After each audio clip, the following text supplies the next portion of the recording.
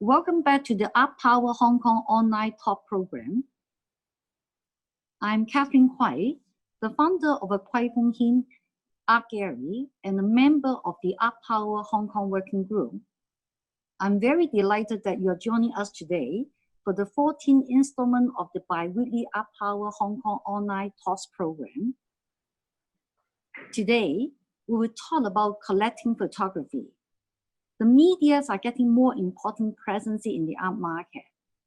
And you will share with us why collecting photography can be exciting and rewarding.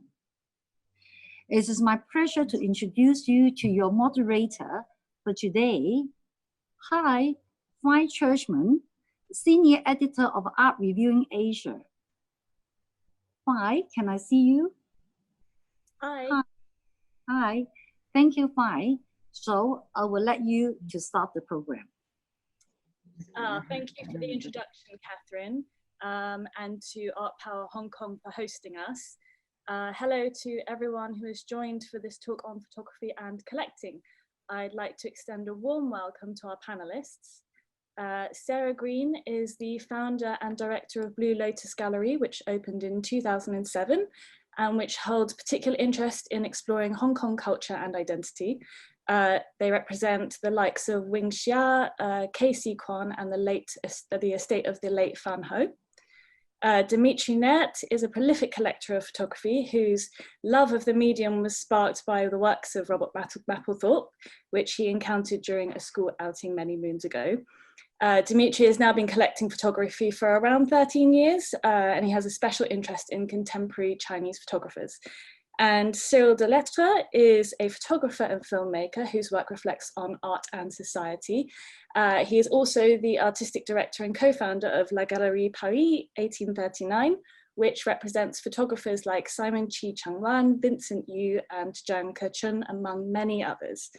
For today's talk, we will be discussing the direct language and emotional impact of photography as a medium, why collecting photography is exciting and rewarding, and last but not least, some tips for collecting photography, which hopefully we will hear from our panelists about.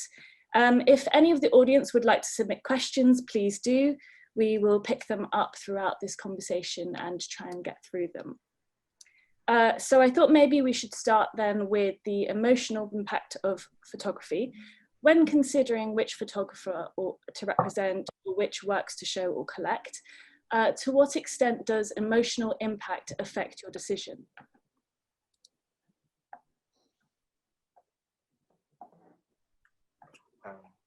Shall I answer that one from a collective standpoint? Okay, so hello everyone. For me, emotional is everything. I think if you buy what you like and you buy from the heart, whether or not it increases in value or it doesn't increase in value, that won't matter because you buy the works that you love. So it's a very basic principle. Buy what you love, buy from the emotion. It changes, of course, if it's purely from an investment point of view, but I can't really talk to that because I don't buy for an investment. I buy because I love photography. So it's purely emotional. That's from my point of view. And Sarah? Yeah, I think for me, well, the emotional value is very important for me. I think it's personal for everybody, but I tend to gravitate to work that have a strong narrative power, and that's not just about the one good picture, but about where the body of work is cohesive and telling of something. And when it comes to storytelling, there's always an emotional quality to it as well. So it's kind of very important for me to select works that are not just, you know, about how it looks, but, you know, so like what is really behind it, because that will give the body of work more depth. Yeah, and I also, but when it comes to my clients, I noticed that not like we were talking as a photographer's investment, that not everyone buys it as an investment, that many people are drawn to certain pieces because of the emotional quality of the work and how it connects to them or to their life. And there is a reason why they want to hold on to it for a longer time. Mm-hmm. I mean, I was thinking in particular about KC Quan, one of your photographers. He has quite an interesting backstory. Yes. Yeah, well, I don't know how much time we have here, but yeah, his story was very fascinating. And it's also very fascinating how we met. This was when I was collaborating with AZ1, and he was already awarded, and I was not involved in that. Like he was the best photographer by a panel that was organized by AZ1. I was going to promise him a book. And when he came to me, he had some kind of a book ready, but he told me his life story. And actually I just dragged my laptop on near me, and I started writing it as he was telling it me on that spot, and became the forward of the book. But when he told me the story, we also decided that maybe we should redo the whole book and bin what he had already, or pretty much like going to press, and restart to really reflect his story in that particular book. So, and I liked specifically his work because it was such an insider's view, grassroots backgrounds, and with it matching, it was such a direct language he was speaking from a perspective that was so true to so many people here, the hardship of so many people in Hong Kong, that made a unique body of work. Yeah, I thought it was very interesting. I listened to an interview with him where he was saying that he wasn't necessarily inspired by the works of Western photographers, but actually by Daido Moriyama and the language of photography there. That's right. And I think I wondered whether or not maybe we could talk about the language of the photographers from the East are coming from, and like what the differences maybe are, and maybe if there's more interest in that in Hong Kong and the rest of Asia. So, sorry, what's your question? I was wondering whether or not like you could sort of elaborate on the different sort of approaches of Asian photographers maybe being inspired by a different sort of visual language than, from a Western I think it's hard to really generalize it like that, like even KC Quan, who you just mentioned, it wasn't, he was actually, what I found very interesting is that he did actually really educate himself from everything he could find on the internet, and the way he processed it all. And it's true, like he did say like, he didn't like the very static pictorial approach, but like he, for example, like the dynamic that he saw in Winogrand, but it was really when he saw Daido that kind of struck a chord. And Daido has like a very intuitive approach, a very kind of, and his visual style is quite unique. But I wouldn't say that this is now the Asian style. That's a peculiar style that's became popular, and many, I've seen quite a few photographers shooting in that visual, but I wouldn't, and it's, because it's maybe come out of Japan, but it's not really, I wouldn't necessarily generalize like that either. I mean, like artists that Cyril works with, for example, Vincent Yu, it comes from a very, I wouldn't say it's similar, it's very different, or if I found a much more pictorial approach and a kind of subjective manner of photographing. And I would say there is a lot of individualism and individual styles within the Asian photographers. It would be kind of not quite right to just brush them all over one comb and say, that's the Asian style. No, there is a lot of variety and nuances within Asian photography. That's what makes it very exciting. Yeah, and actually, personally, as a gallery, I always try to find artists that have very different styles. That I don't like to have too many artists that work in a very similar manner. We always try very hard to find artists that build, and it's not easy with photography, but that somehow build a unique story, whether in their story, but also the way it's visually expressed, that it's different, that it's not just falls into kind of a category that's been seen before. Ideally, it's different and fresh and new. Yeah.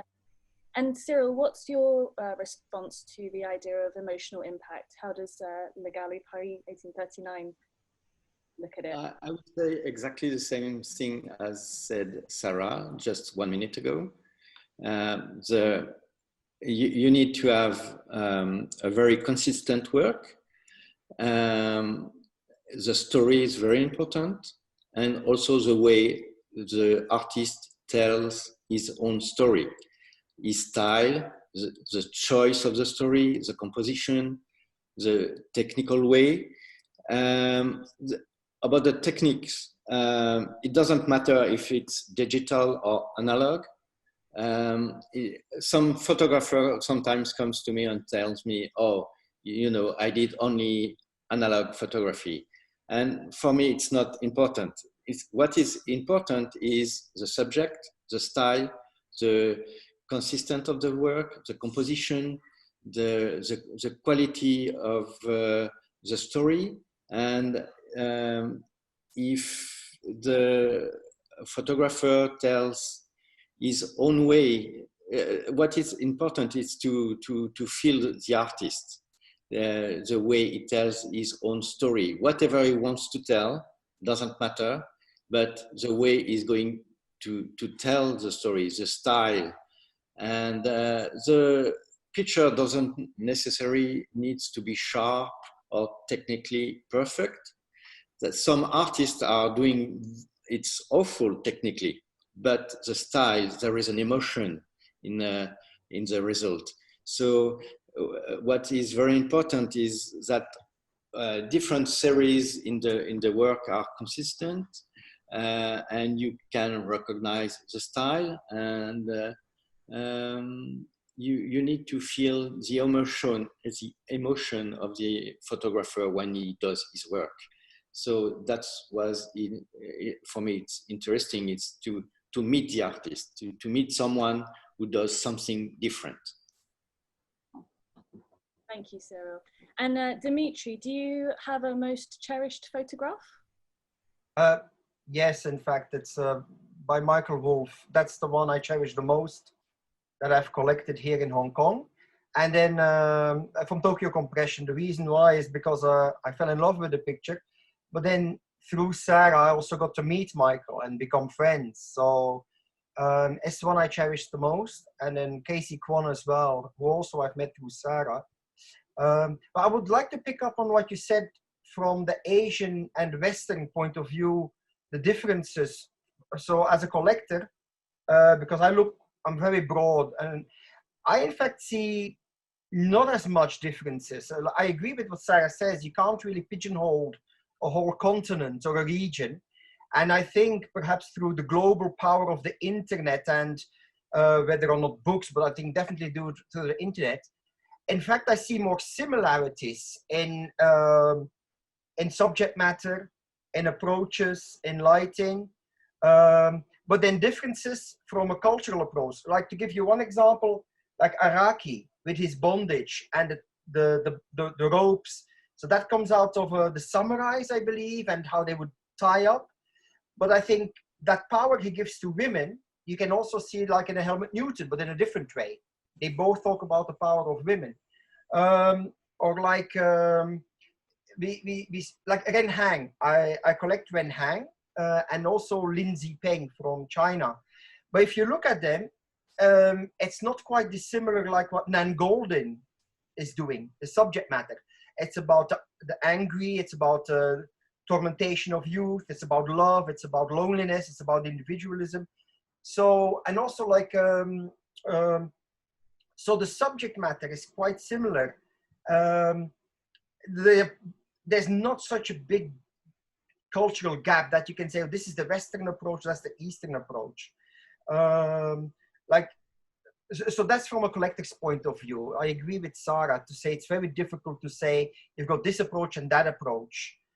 And I mean, Eastern photography has been long. I mean, you've got Hiro, which is really somebody I like a lot.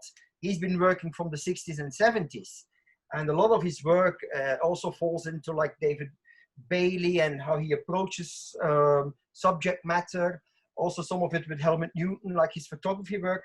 And then you had like Hosso, the Japanese photographer from the 70s and 80s. So yeah, that's really what I want to say. There's not that big of a cultural gap or difference, I feel. Yeah, that's all. I just wanted to add on to that. Thank you, Cyril. Oh, sorry, Dimitri. So we actually had some questions coming in from very keen audience members yesterday before the talk. So maybe we could go through one of those. One of the questions is, what qualities do you look for in a good photograph? Maybe we could start with Cyril. The qualities, there is different qualities. As I said, for me, first comes the composition of a photography and the story. So the composition for me is almost not everything, but very, very important. That's for me what makes the difference. And then, yeah, the story and the feeling you have in the picture. And one thing very important, when you see a picture, you must feel, I won't be able to do the same thing. If you say, oh, yes, I could do the same picture, it doesn't worth to be collected or to be seen or to be shared. So it's very important to say, oh, this is new, this is wonderful, this is, I never saw such a picture. So, and this is new, and then you can follow the artist to see if there is more picture. The big difference between a professional photographer and amateur is everybody can do a beautiful photography once a year, once a day, but the artist will be able to do many good photography and will be able to select the very best photography he did to have the best quality for his story. And Sarah, do you have a response to Cyril's? Yeah, I would actually, if I look at work, I would never just look at the one photograph, because I think many of us, it's almost a bit similar but different approach as Cyril. Like everyone can take the occasional good photograph, even if it's beautifully composed and beautiful light. But for me, it's not really about that. For me, I really need to see the whole body, the body of work as a whole, and then see how that works, and then if that is something that's relevant or not. Sarkowski, who was the director of MoMA, once said that photography is a sophisticated way of pointing at things. And that's really what I'm looking for, because for me, a good photographer is not someone who can take good photographs, or who is technically very advanced, or who knows everything about composition.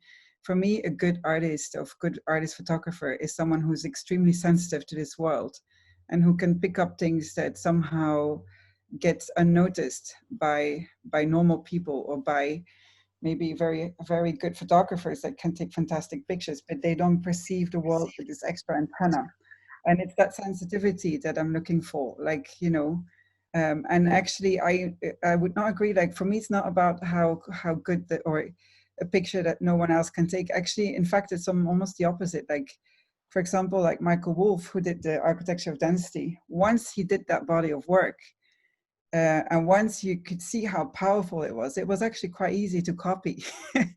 And there's some locations that, you know, the one with the colorful, that have been shot that became Instagram destinations. We had the same issue with Romain Jacquet-Lagresse, or French artist, who was the first to shoot the whole series of these upward photos. And one of them was in Quarry Bay, and it was published everywhere. The Figaro, El País, the Guardian, they somehow picked up on that photo, and then everywhere. And it was just the time Instagram started.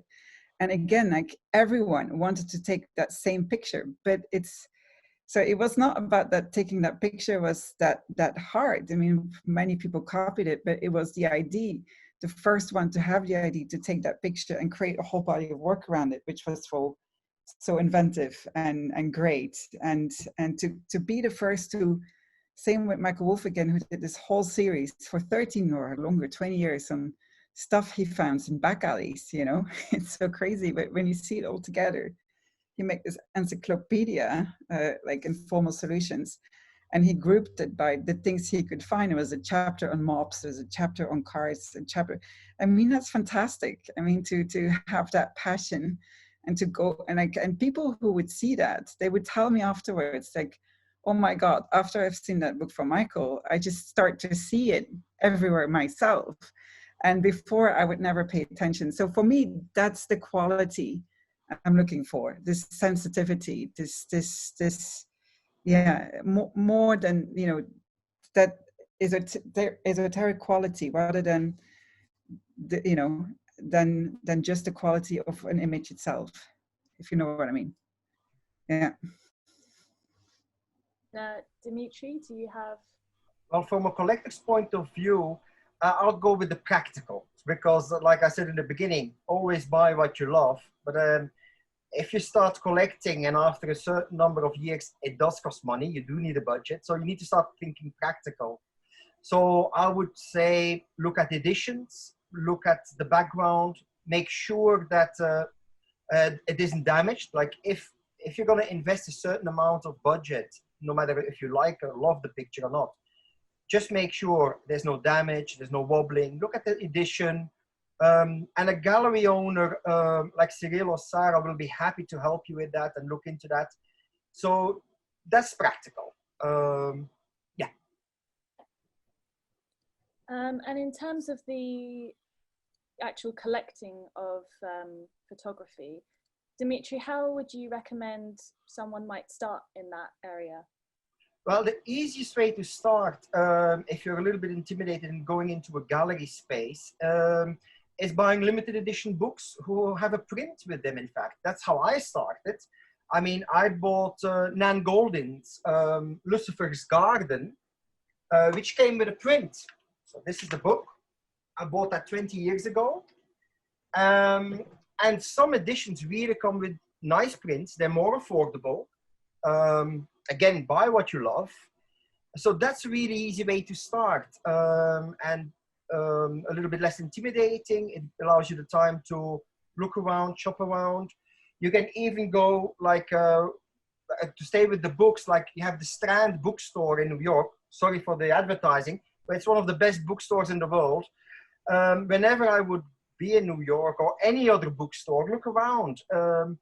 Some are on sale even, like I managed to buy a lot of editions in the past which had prints with them, and some are on sale. So just keep your eyes open, look at limited edition books. And then what you could also do is look into larger editions, smaller editions.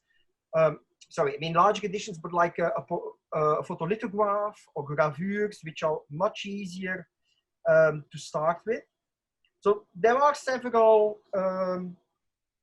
ways to start with if budget is an issue. And then also like with the gallery owner, you can discuss if there's a print you really love and it's a little bit out of your means, you can discuss with them, and you could even pay it in I've had that in the beginning where I couldn't pay the full amount in one go. So I paid it over a certain amount of time. So that's also a possibility.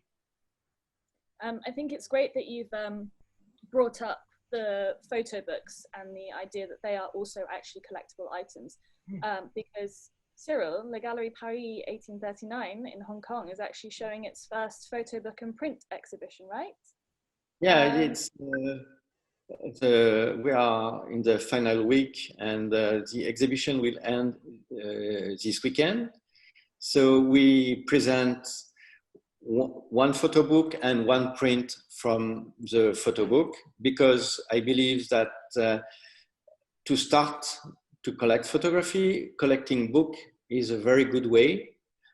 Some books can become very, very expensive. But it's not always a question of money. It's a question of to have a collection. You can have more artists. It's much more affordable, and also nowadays books are in very good quality. So and you can collect the whole series of an artist. It's a very good way to follow the artist and to learn more about photography and to go deeper in each work, in each series. So photo books is very, very important. I know in Hong Kong it's not that easy. We do not sell that much books for us, and but I wanted to do this exhibition because you can collect the print, but you can also collect books. It's a very good way to start with photography, and I do love books, paper, and you have very different, nowadays you have very good designer, boxes, prints inside, so it's very it's great to collect books. I think people can often forget that photography isn't necessarily just a visual experience. Like with photo books, it's also tactile. It's about the paper, it's about the ink, it's about, you know, all of these things. And, you know, I mean, both of your galleries have an extensive array of photo books that you're selling. And I'm actually, you know, also particularly impressed by Sarah's program at Blue Lotus, because you've also programmed, you know, events, artist talks, podcasts, workshops, and these all are sort of access points into the world of photography to learn more and to be able to experience things in different ways. Yeah, I think photo books, I love books, and actually it doesn't even have to be that exclusive that they come with a print. I mean, that's already premium and advanced and beautiful to collect, but even just the ordinary books that you can buy 300-400 Hong Kong dollars, you know, very often these books have short runs, you know, 1,000 copies, and that's it. And very often that will be the only time. I mean, sometimes they will get republished in continuous editions, but very often it's a one-off. So, and you can find really lovely little gems. And what I also like about photo books is not so much about the quality of just a single image. Again, it's the story that is woven between those images. So that there's another level there of just collecting the one work. You have more of the bundle. And for me, like, I learned that it's very nice to combine both, to have an exhibition that is spun around a book, or the book just come out and then you make an exhibition, because then you have those two levels. You can appreciate it, the work as a bundle, as you know, as the whole project, but you can also then enjoy the single pieces that are from that body of work. But the two of them, they kind of, they communicate well, or they kind of interact well together. What I like about books as well is that they are, compared to exhibitions, they are more permanent. You know, you can buy them, put them in a bookshelf, they travel well. While an exhibition is always fleeting. It's, you know, a month, 2 months, and it goes down. And a book somehow for me is like the like the brick, you know, like of the whole project. It's so important. It also gives, on a creative level, like the artist really has to think about what he's doing with it, you know, because he has to edit and think of you know, it's a whole process, which makes the project more firm and mature than if it's just a bunch of images, you know. That's not, you know what I mean? Yeah. And I like also, like, we starting to expand to, because appreciation of photography, it helps when you also try it yourself. Because, and that's why we also starting with like more workshops, and not so much like how to use your camera. There's lots of, you can learn everywhere, but more like how to create your own little body of work, or how to take it to the next level once you got beyond like how your camera works, what to do next, you know, what you know. So I found this from all sorts of levels quite interesting. Plus it makes it very friendly. Like, we have a big bookshop in the back, and it's just a nice way just to come in. You don't have to be intimidated, because you can just come in and browse the books. And I'd be happy if visitors just do that. That's nice. We've actually got some questions already, so I'm going to go through one of them. Elizabeth asks, do the books need to be signed to be worth something? But for me, not really. So I have quite a collection of books, a lot of limited editions, in fact, all by chance, purely by chance. Some are signed, especially if you meet some of the artists like Michael or Casey. So if you have that chance and you get them signed, it's good. I have some books which aren't signed, like Bruce Weber is known. Bruce Weber only does one edition, like Sarah just said. Bruce Weber, he only does one edition run, and that's it. So his books tend to go up really in value, even if they're unsigned. What is really important is that it's a first edition, most of the times, first edition. It's not damaged. It's not damaged. The condition it's in, and that even goes to the dust cover.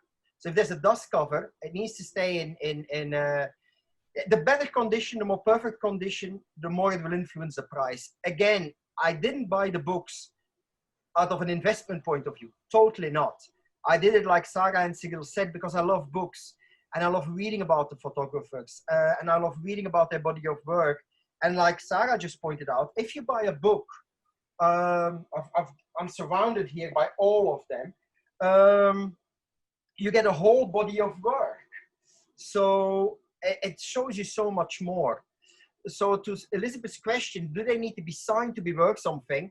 It helps, but I checked most of my books online, which aren't signed, and they are worth quite a lot, even unsigned, and even without a print.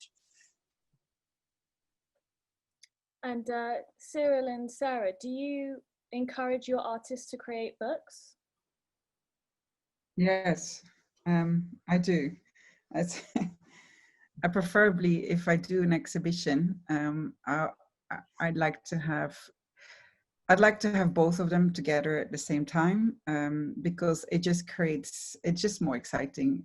And the project very often is better, and it's just and it's also just easier for the audience. People can walk away with either a book or a print. Yeah, I think the books, preferably when I do an exhibition, I prefer to do it around like a book launch, a new book that one of my artists has made. It's just another level. It's just, the book doesn't always necessarily have to be brand new though. It can be a book that's been published a while ago, but somehow I think it's such an important medium to tie the project together. Maybe it's because my space is so small. So it'd be impossible to show all the work, It's only 5 by 5 meters, so it doesn't help. So the book somehow helps to fill my wall gap. Yeah. And Cyril, what about you? Yeah, for example, we have Vincent Fournier.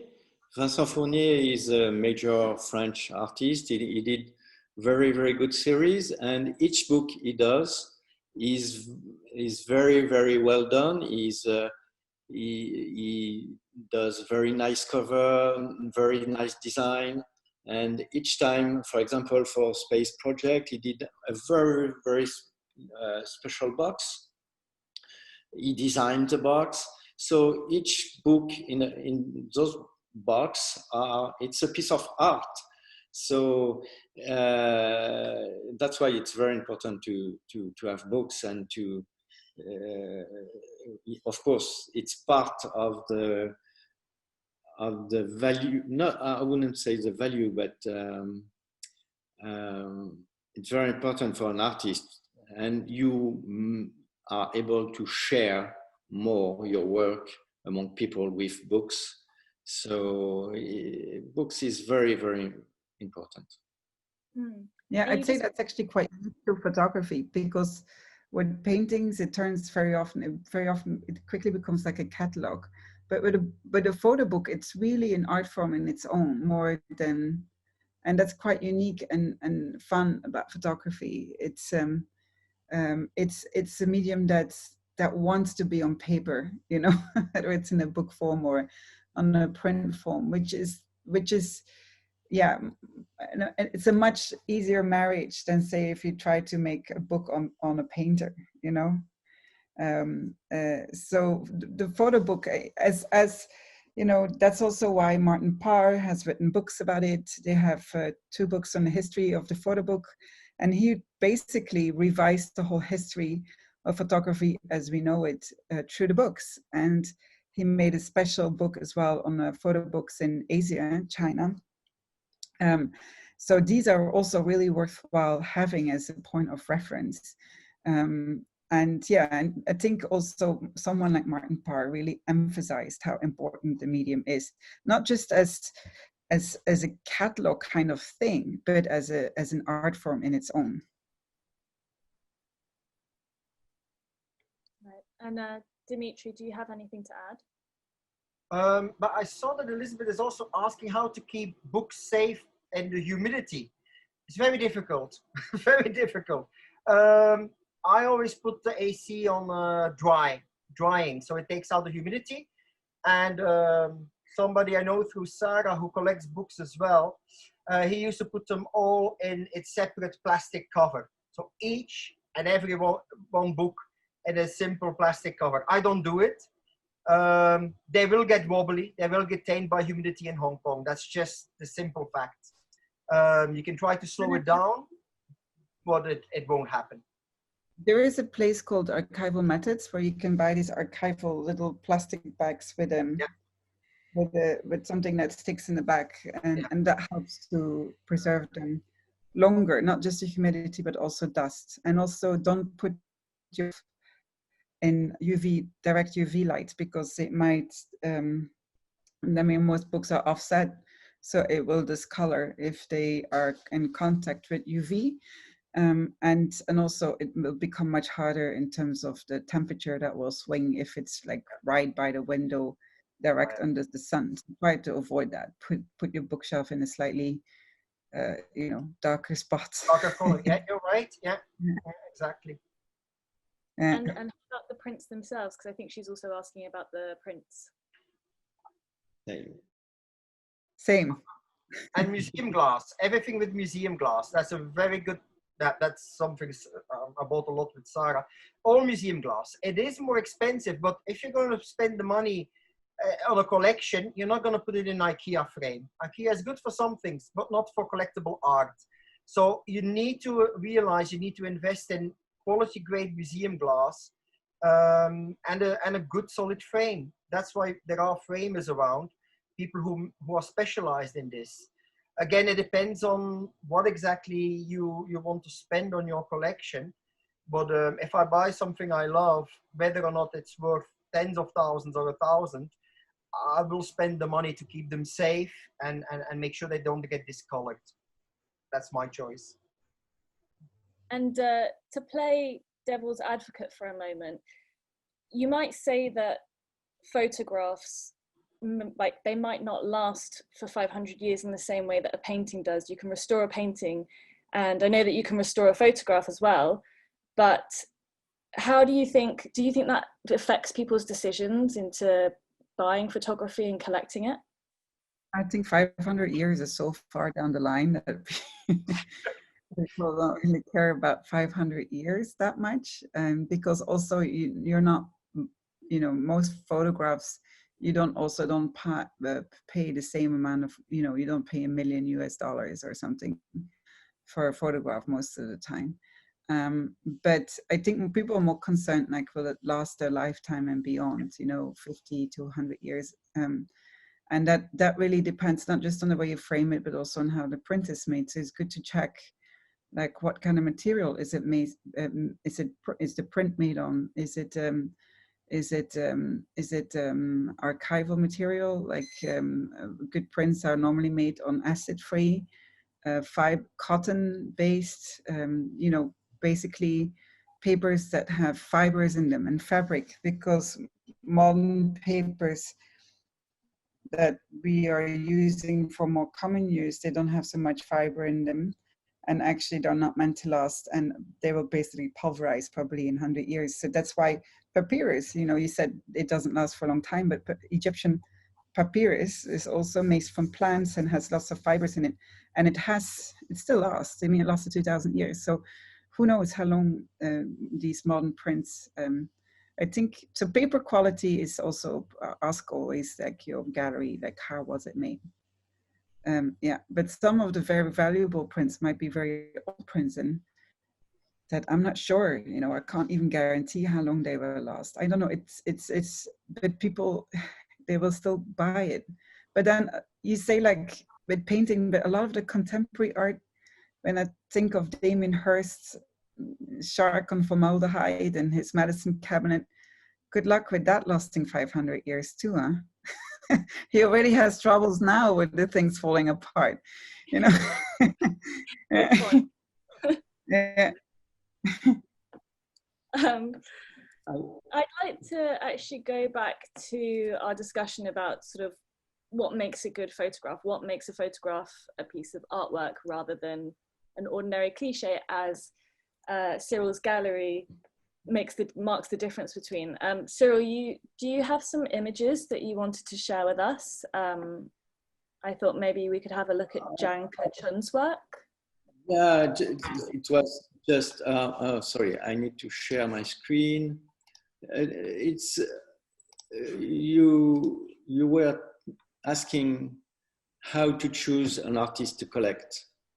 And for us, it's very important to have, especially in Hong Kong, because people need to be confident when they buy. So we choose artists who already had exhibition. Zhang Kechun won Leica Prize. He won an award in Arles. So he did many festivals. He has nowadays a festival in France with the same image. So the image becomes more and more popular, and the artist too. The artist is collected by the National Library in Washington. So it's very important to see the publication, books, exhibition. That makes also the value of the artist. And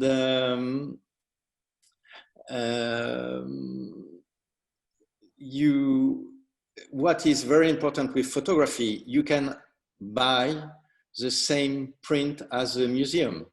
When you go in the museum and you see this picture, you can buy actually for a very reasonable price. You can all own the same print. You cannot buy a Picasso and for your own. So, or that's the big difference between painting and photography. Photography, you can share as it's an edition. You need to check edition number to be really art. Edition number needs to be very low, be no more than 30 prints from the same picture. Otherwise, it's not anymore an artwork. It's a good poster, but it's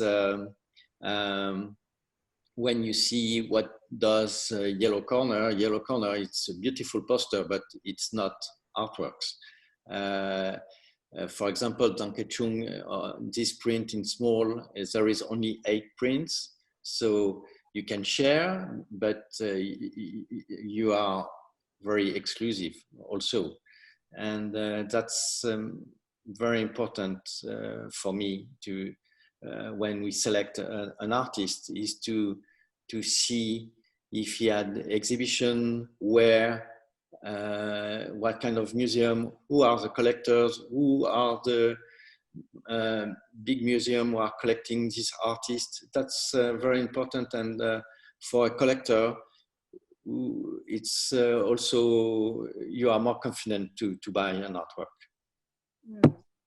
And Sarah, would you agree with Cyril's idea that work is no longer an artwork if there are too many copies of it? It kind of depends. Like Cartier-Bresson, for example, he's very collectible. He's a very big name, but it's also quite well known about his work that there was many prints that he made and that were, you know, that are floating around in the secondary market, but yet people still want to collect it.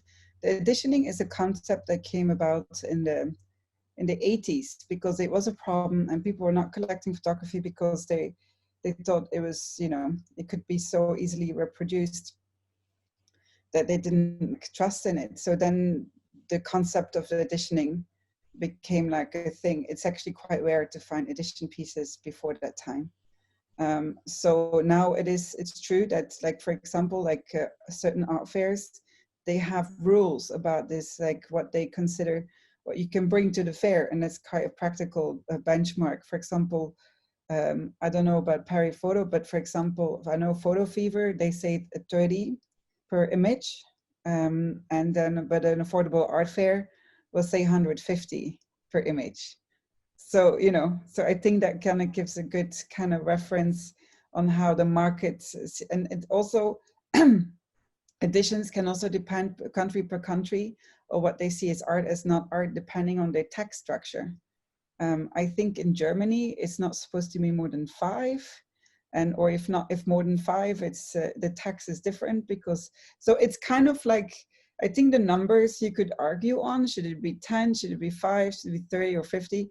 But it is true that it is more, you want to kind of like have your number rather small and not huge, unless you really want to print readily available and it's not about it being a collector's piece, and you want to just, you know, be able to sell it to a larger market at a more affordable price. So yeah, don't know if that makes it any more clear, but yeah, that's good. Yeah, the exclusivity helps. Yeah. That actually leads to another question that we were given earlier yesterday. Someone who is anonymous, I don't know the name, has asked, what are your responses to the stereotype that photography works are not unique from the perspective of a collector? Yeah, being unique doesn't make it valuable. It still has to be good work of art. I know many paintings that might be unique, but I really would not want to collect them because I don't find them that special to start with. So unique is,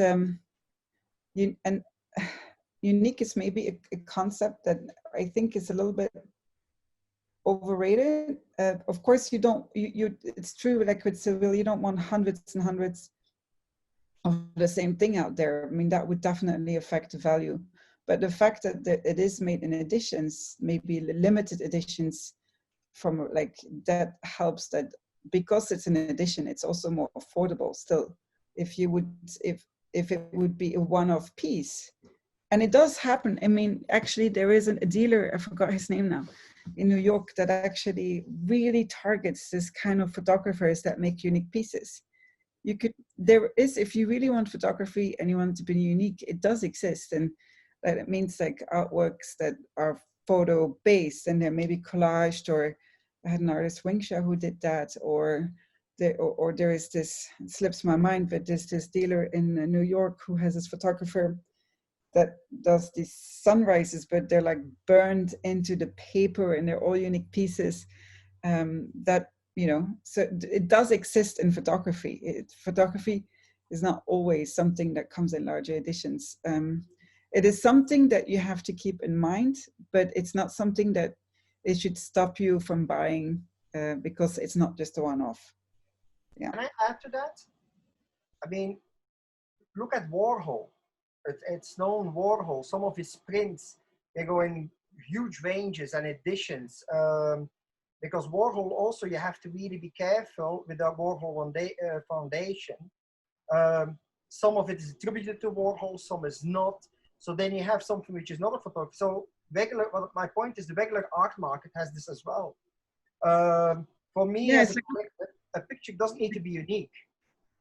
Yeah, but it's like an edition is not just photography. Like Damien Hirst is another one who works in huge editions. You can buy dots in all sorts of colors and shapes and Koons as well, Jeff Koons. Koons sculptures are very often made in editions, and that's not new. This is even the Thinker, you know, that's famous sculpture, exists in quite a lot of editions. So editioning is not just a concept of photography. It's printmaking, it's sculpting, even paintings sometimes. I have seen paintings that you know, the painting is popular, so the artist paints the same thing again, you know. So paintings, they're not necessarily unique either, not always. Can I go back to the, go ahead. There is different, sorry, as you mentioned, Sarah, about Cartier-Bresson. Cartier-Bresson did many prints. We don't know how many. Some were for the press, to do books, and the number, we don't know how many Cartier-Bresson were printed for each picture. But at that time, the market of collecting photography didn't exist. The print didn't have any value. So the collecting photography and the value becomes in the 80s, in 90s, and the photography reached the contemporary art market. And in order to meet this market, you need to have very small edition, and that makes them collectible. And even if you have 30 edition of one picture, it's a very small amount of prints. We are 7 billions. And so, if I go to someone's place and if I see exactly the same picture as I collect, I'm very happy because I can share. And also there is not that much prints. So it's photography, it's a technique and you can reproduce, and it's very important to know how many prints, but it's true for modern photography. I mean, since the 90s, because since the 80s and the 90s, the technique allow to do large prints and in color. Before, the quality of the color prints were not very good. And nowadays with the inkjet print, you can have very large print, very high quality, and in terms of duration, and you have wonderful results nowadays. So the numbers is a good question for contemporary artists. If you are talking about artists from the 60s, numbers is not a question, because you had a very, very small amount of print. Usually the photographer did the print themselves. So it's what we call vintage prints, and there is a value to vintage prints for collection, and so. So Dimitri, as a collector, do you have anything to add? Yes, just like, it's very practical and very logical, in fact. It all depends on the budget you want to spend. Like, if the more budget I spend, the more I'm going to look into these. So like, for instance, if I'm going to spend 100,000 Hong Kong dollars on a print I really want, I'm going to really look into smaller print as possible edition, like 10. Is it by the artist? Is it from his best period? So the more you spend, the more you have to really look into these finer things. If I'm only going to spend 1,500 Hong Kong on a print, I don't care if it's 50 or 30 or 100 prints, because I buy from the heart, even with the bigger one. So very logical. The more you invest, the more you have to do your homework. And I think that's what collectors, wannabe collectors or collectors need to realize. You need to invest your time. You need to educate yourself. You need to look into some of the background, some of the history, even if especially if it's for an investment, but even if it's just buying from the heart, you have to look at certain parameters, quantitatives, and they go up as the budget goes up. So that's really it. We have two questions from the audience members. I'm just going to combine them for time's sake, if that's all right. I guess broadly they're about collecting different photographic styles. So Dimitri, how would you go about, choosing street photography or looking at photojournalism? What's the difference between those and art photography?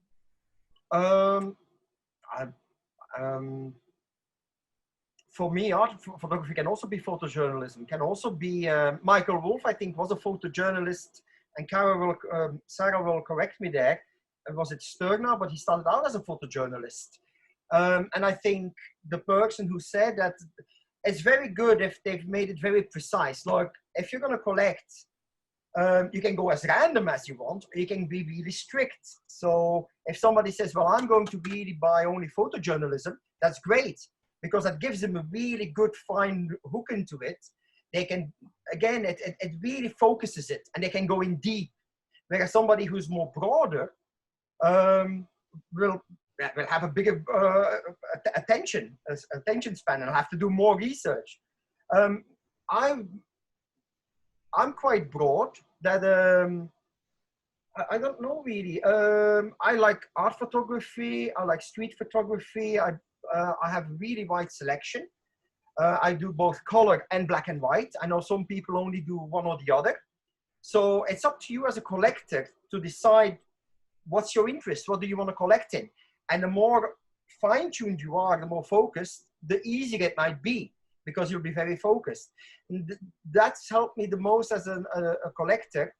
In the beginning, I would collect prints. So I started out, I have some prints, posters from the 70s, 80s. I also have some aquarelles, oil paintings. To be honest, I would not buy those anymore. I've matured now as a collector, and I really know now that, no, for me, it's photography. It's quite broad. I go from the 30s, Hollywood photography, I go to fashion, I go to the 50s, 60s, 70s. I'm to contemporary now. So for me, it would be photography. No longer any other artworks or art medium, because that's, even though I appreciate it and I love it, it's not where I want to put my time in. And then also with photography, I prefer, and again, this is my taste, as little digitally enhanced as possible. So I will not buy or be that drawn or interested in digitally manipulated photography, like David LaChapelle.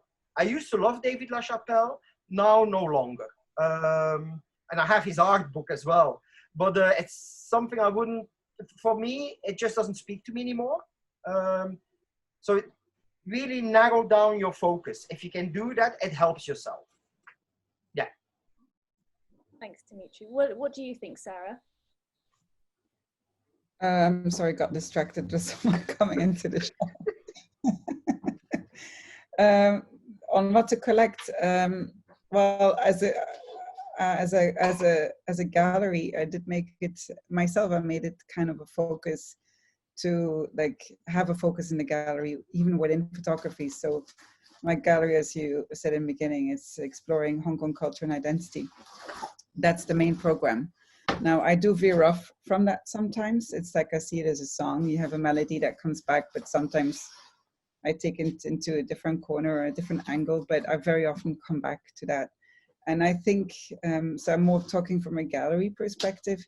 I think to have a focus, it helps to connect with your audience. They know what they can find, you know, they you know, it makes it quite unique, because of course a program like that you would only run in a place like Hong Kong, you know, that's so focused on Hong Kong. So that makes it also quite unique. While this whole world is globalizing, it could be an approach to have artists that are well represented and that you can find in New York and London. And but what's I kind of like to have that uniqueness that, yeah, there's a lot you can only find here and not anywhere else. And I think that you could also say that you could apply that in collecting, to have a niche. You know, it doesn't matter what niche, but to have a niche will also help you to focus, because there's so much out there. So you could make a niche, say like anything that's related to fashion, or anything that's related to, I don't know, like journalism, fantastic, you know, and like then find the best ones. And where can you find them? It helps you to stay focused, because otherwise, like, you know, it could get so, it doesn't have to be though, you know, but it does help to focus it. And if you focus, you might have a better collection at the end of it. And what do you think, Cyril? In our gallery, we try to have a conversation between European, American, and Asian photographers, Asian artists. we try to bring collectible artists we believe in. We believe they do a consistent work and that they are going to pursue their work. So it's not, we like artists who does exhibition abroad, and we like to bring, to help Hong Kong collector to discover French, American, Chinese, Taiwanese artists. So it's a different topics, different eyes, but we try to make a balance and to have, I would say, 50-50 between Western and Asian artists. And we try to find new artists, and yeah. Well, I think we are running out of time. This has been a really great talk. We've learned some really great stuff from Dimitri about how to start collecting photography. Photo books is the one. And thank you so much to the panelists for taking the time to do this and to chat to us about the experiences of being a gallery in Hong Kong and working with your clients, and yeah, just giving some really solid practical tips as well. So yes, thank you, Cyril and Sarah and Dimitri. Thank you. Pleasure. Thank you for organizing. Thank you all the participants for watching. Yes, let's do a follow-up. Yeah. Thanks for joining. Thank you. Bye.